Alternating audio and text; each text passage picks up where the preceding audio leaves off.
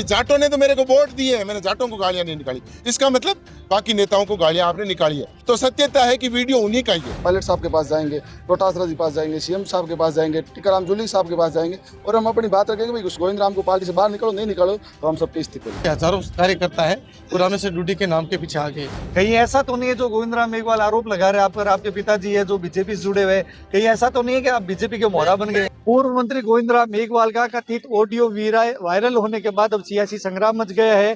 कहीं ना कहीं जो वीडियो वायरल में रामेश्वर डूडी, बीडी कल्ला, मदन गोपाल सहित कई कांग्रेस नेताओं के जो खिलाफ टिप्पणी की है, कहीं ना कहीं लोगों में आक्रोश देखने को मिल रहा है।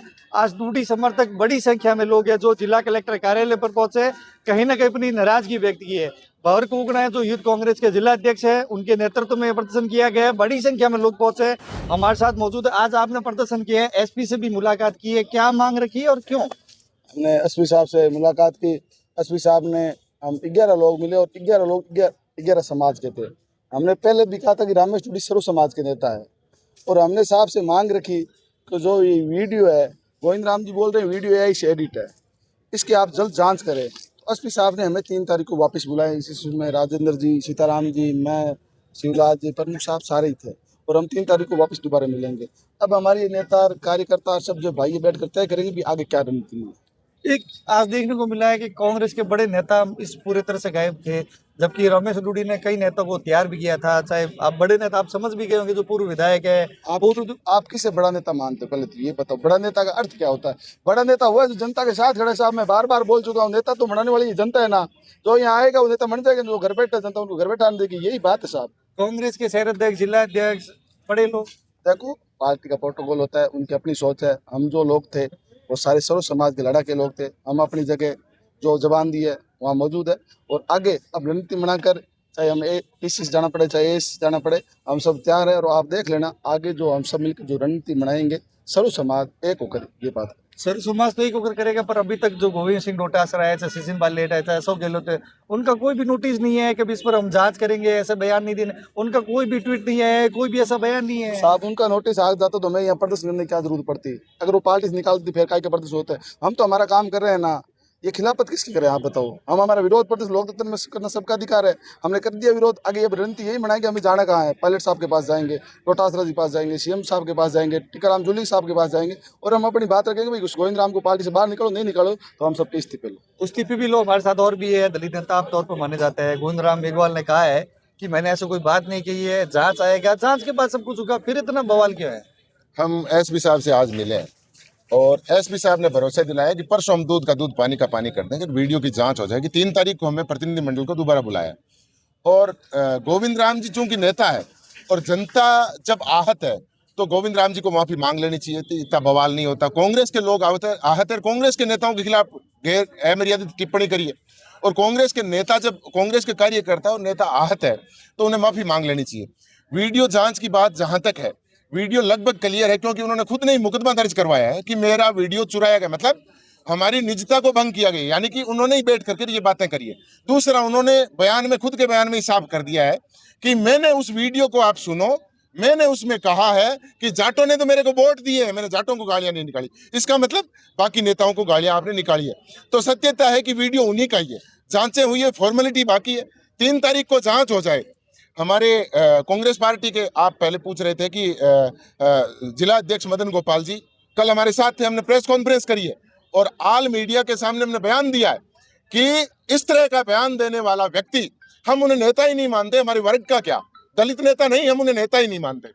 यदि वो माफी मांगते हैं और यदि ये समाज या जिला माफ करता है तो हम उनके साथ हैं, नहीं माफ करे तो हम उस गलती का हम विरोध करेंगे। तो क्या लगता नहीं ऐसे तो आप सड़कों पर प्रदर्शन करते हैं कांग्रेस, कहने के लगता नहीं कांग्रेस ऐसी कमजोर होती है? चिंता वो करें, वो मंत्री रहे, एमएलए रहे। मंत्री उनको कांग्रेस ने बनाया, एमएलए जनता ने बनाया, तो उन्हें चिंता कांग्रेस की होनी चाहिए नहीं। वो तो बीजेपी को फायदा दे रहे हैं सीधे। पंचायत चुनाव है आगे और वो यदि इस तरह का वर्गीकरण करते हैं कि मेरे दलित मेरे साथ है, मेरे को ये जाति के लोग मारना चाहते हैं, तो मैं निवेदन करना चाहूंगा मीडिया के माध्यम से कि इनकी बातों में नहीं आए। उन्हें यदि कांग्रेस पार्टी प्यारी है तो वो तुरंत माफी मांग लेते हैं। जब एक नेता जन जन के आगे झोली फैला करके वोट मांगता है तो गलत बयानबाजी से माफी मांगने में हिचकिचाना नहीं चाहिए। हिचकिचाना नहीं चाहिए। सीताराम जी, आपका क्या कहना है?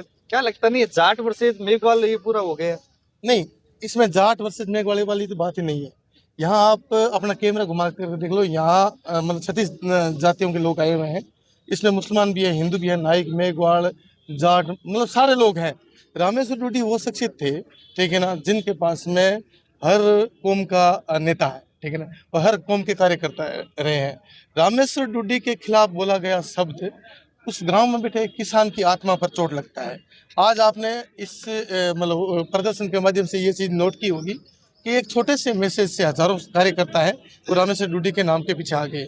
अब यह आग, तो ये आग शुरू हुई है, अब ये आग पता नहीं कहाँ तक फैलेगी। 5 तारीख को ये गोविंद जी जो प्रदर्शन कर रहे हैं अपने फार्म हाउस पर, उससे पहले प्रदर्शन से ध्यान हटा करके रामेश्वर जी डूडी साहब की जो वहाँ मतलब इस स्थल बना रखा है, स्मरण स्थल, वहाँ जाकर के माफ़ी मांग ले तब तो ठीक है, नहीं तो हम आर पार की लड़ाई लड़ने के लिए रामेश्वर डूडी के कार्यकर्ता तैयार है। रामेश्वर डूडी के कार्यकर्ता तैयार है। बहुत जी लगता नहीं लंबी लड़ाई है, आपने गोविंद राम मेघवाल बड़ी लड़ाई मान ली है। सबने लड़ाई मान ली है, तो सबको पूरा बीकानेर को दिख रहा है, पूरा राजस्थान को दिख रहा है। लड़ाई मान ली, लड़ाई सत्य और असत्य की तो लड़ रहे हैं। हम तो सत्य के साथ है, असत्य के खिलाफ। श्री राम ने रावण के खिलाफ लड़ाई, क्या हुआ, उसका रिजल्ट क्या रहा? सत्य परेशान हो सकता है, पराजित नहीं। लड़ाई लंबी लड़ेंगे, और चाहे हमें जान की बाजी लगानी पड़े। तो एक बात मैं आपके चैनल के माध्यम से जबान देता हूँ, हम जो गलत है उनको झुकाएंगे। और जी एक चीज देखने को मिल रही है सोशल मीडिया पर, आपके जो परिवार के लोग हैं वो गोविंद राम मेघवाल के साथ बैठे हैं। कहीं ऐसा तो नहीं है जो गोविंद राम मेघवाल आरोप लगा रहे हैं आप पर, आपके पिताजी है जो बीजेपी से जुड़े हुए, कहीं ऐसा तो नहीं है कि आप बीजेपी के मोहरा बन गए हैं? तो गोविंद राम जी के जो भाई है, सुनो मेरी बात। मेरे पापा जो मेरे को जानते हैं, मेरे पापा चल नहीं पाते। अब आरोप प्रत्यारोप लगाना नेता को काम होता है। आरोप साबित तो करे, तो लगाने से क्या होता है? मैं कह दूं आप बीजेपी के दलाल हो गए, क्या नहीं हुए ना? बात करना, उन्हें पता है कि बहुर को उगना मेरे खिलाफ मेरे को धमकाया गया। इंस्टीट्यूटरों ने 15 लोगों ने फोन किया, मैंने इनके सामने एसपी सर को बताया कि इन लोगों ने फोन किया, मैंने उनको नंबर कॉल डिटेल बताई है। अगर मैं डरता था तो आज थोड़ी आता यहाँ, और उनको बोल दो बोले 500 लोगों से फोन कराते। ये सब जयपुर जाएंगे ना, देख लेना, यूथ को कांग्रेस का कार्यकर्ता 1000 सबसे ज्यादा संख्या में जयपुर और दिल्ली जाएगा। डरने वाले लोग है ही नहीं, बोल दिया मैंने। गोविंद राम जी खुद को बोला है, आप पूछ लेना, मैं क्या बहुत को मरा सकते हो क्या? मरा देना, पीछे नहीं हटे। कौन आखिर वो लोग, कौन धमकियां दे रहे हैं, किसके हाथ? गोविंद राम जी बोलो रहे। एक तो सुदीप बिश्नोई ऑडियो वीडियो मैंने आपको सुनाया ही था। एक रात को मनोज करेला 500 का, उसकी आईडी मैंने जांच करी थी। ये लोग धमकी दे रहे हैं, इन पे 10-10, 15-15, 20-20 मुकदमे हैं। अब गोविंद राम जी चाहते हैं किस प्रकार इस मार कूट करके इस आंदोलन को दबाया जाए, पर गोविंद राम जी पूरी तरह से मेरे को भी नहीं जानते। ये उनकी बीमारी है। जो पहले जिस प्रकार दादागिरी करते थे उनसे, भाई मेरे पे इतने मुकदमे, लोगों को डरा कर रख लूंगा, उनको पहले मेरा बायोडाटा चेक करने भी बहुत कुगना पीछे क्या कर चुका है, नहीं देते धमकी, डर दे दिए। सीताराम जी क्या कहना आपका? कहीं लगता नहीं कि बैठे बैठे बीजेपी को मुद्दा दे दिया है आपने? बीजेपी का मुद्दा नहीं है ये, हमारे मतलब जो गोविंद राम जी है उन्होंने बीजेपी को फायदा देने के लिए इस प्रकार का जो वीडियो है वो बनाया है और इस प्रकार की भाषा का इस्तेमाल किया है। आप जो पहले कुगना जी से पूछ रहे थे कि कुगना जी के जो पिताजी है वो बीजेपी में, तो मैं आपके इस माइक्रोफोन के माध्यम से मैं बता देना चाहता हूँ कि गोविंद जी के सगे भाई वो बीजेपी में है। इस पीछे जो विधानसभा का जो चुनाव था 2023 का, उसमें गोविंद जी के सगे भाई हैं विश्वनाथ जी के साथ में थे और आज भी है विश्वनाथ जी के साथ में, और इनके खिलाफ लगातार कैंपेन कर रहे हैं। और इनका सगा भतीजा इनके खिलाफ है, सारा इनके परिवार ही इनके खिलाफ है। अंतिम मांग क्या है? प्रदर्शन तो हमारी मांग तो ये है, जब तक रामेश्वर डूडी के खिलाफ बोलने वाला शख्स माफी नहीं मांगेगा, उनके घर पे जाकर के उनकी जो समाधि स्थल है वहां जाकर के नाक नहीं रगड़ेगा, तब तक हम पीछे छोड़ने वाले नहीं हैं। हम रामेश्वर डूडी के मजबूत कार्यकर्ता हैं, हम लोग मर मिटने के लिए तैयार हैं। ये थे रामेश्वर डूडी के समर्थक, जिनका साफ तौर पर कहना है जब तक गोविंद राम मेघवाल माफी नहीं मांगेंगे तब तक प्रदर्शन जारी रहेगा। फिलहाल हालांकि वीडियो जो जांच का विषय है, एसपी से आज मिलकर जांच की मांग की है।